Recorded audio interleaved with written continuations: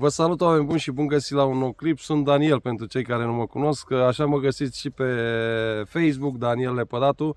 Mai găsiți pe acolo câte ceva și putem lua și legătura în cazul în care aveți întrebări să mi le adresați. Și astăzi, pentru toți cei care ați urmărit părți din munca mea de zi cu zi aici, în această zonă, după un an, fix un an de muncă, vedeți imediat într-o prezentare ce am realizat. Am terminat și de plantat în această zonă.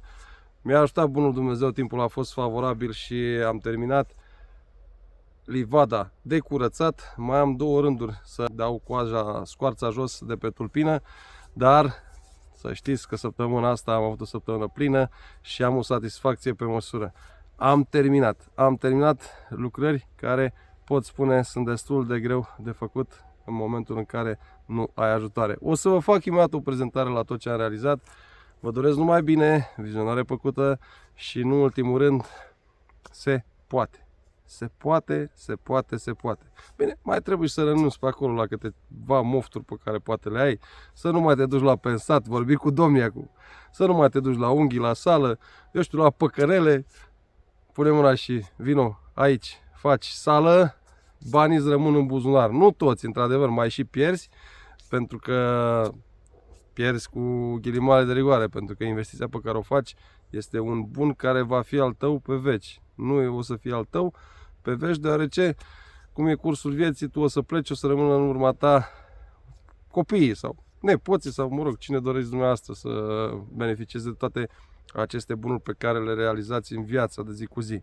Dar, v-am spus, munca nobilează omul, omul sfințește locul, dar să știți că munca îți rupe și oasele, te bagă de dormi neîntors. Vă salut, numai bine și vizionare plăcută!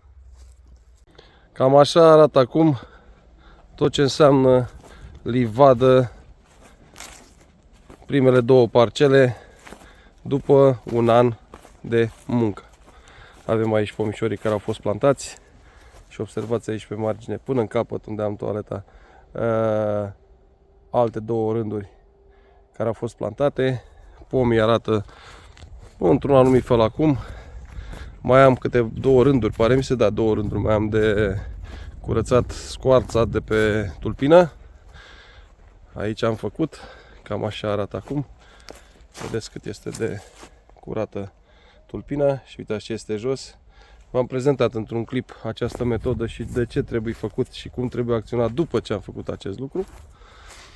Și totul arată cam așa.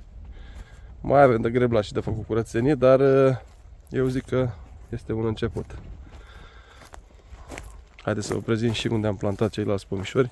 Aici avem paznicul. Să știți că merge foarte bine camera pe care am montat-o. Camera cu panou solar. Nu am probleme. Chiar nu am probleme cu ea. Și aici avem viitorul. Viitorul care arată bine, zic eu. Unde am plantat mai mulți pomișori. Vorbim de pruni, vorbim de cireși, vorbim de peri, de meri, caiși. Nu știu, sunt mai multe specii, mai multe soiuri. Și cam așa arată. Total sunt undeva și aici și în partea cealaltă, undeva la vreo 300 și de pomișori, cu diferite coroane formate, vorbim de coroane preformate, dar și coroane de tip vargă, pentru că toți pomișorii, în funcție de specie, au nevoie de un anumit tip de coroană. Deci observați, aici vorbim de o coroană preformată și aici vorbim de vargă. Mulți m-au contrazis și au spus: nu, domnule, vezi că ai tăiat un pic cam sus, la 80 de centimetri e un pic cam mult. Oameni buni, într-adevăr, 80 de centimetri este un pic cam mult, dar eu îmi păstrez un 10 centimetri, chiar și 20, de ce nu, rezervă în caz de îngheț, în caz de un accident.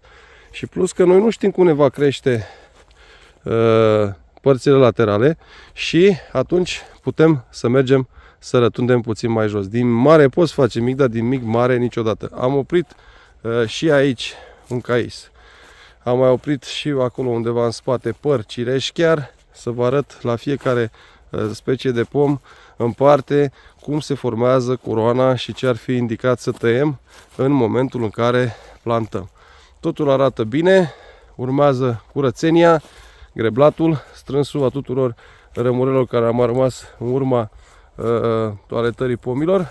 Se pot observa și ramurile, creșterile noi care au rămas, mai bine spus pe care le-am lăsat, cu viitoarele ramuri de rod și eu spun că totul arată bine deocamdată. Urmează și acele construcții undeva în spate, chiar dacă terenul este extravilan, subliniez extravilan, și o să vă prezint la momentul în care, ca să ridic toate hârtiile și toate avizele și autorizația, bineînțeles, ce trebuie să faceți și dumneavoastră în cazul în care vreți să faceți același lucru pe care l-am făcut și eu. Și, în ultimul rând, dacă vreți să realizați ceea ce și eu încerc să fac, să știți că singurul lucru care este într-adevăr greu, munca. Aici e de discutat. Adică e de alergat. E de alergat, e de muncit, este de sacrificat timp liber, pasiune și bănuți, bineînțeles. Dar satisfacțiile vin așa, treptat și pot spune că eu sunt mai mult decât mulțumit pentru că anul trecut am mâncat primele fructe de aici, de unde vă prezint și dumneavoastră, din această livadă, într-o zonă sălbatică, o zonă liniștită, și urmează gardul, plantatul în celelalte două parcele pe care vi le-am prezentat în clipul anterior sau în clipurile anterioare. Deci, oameni buni, să știți că este o satisfacție foarte mare pentru cine iubește ceea ce face. Subliniez, iubește ceea ce face.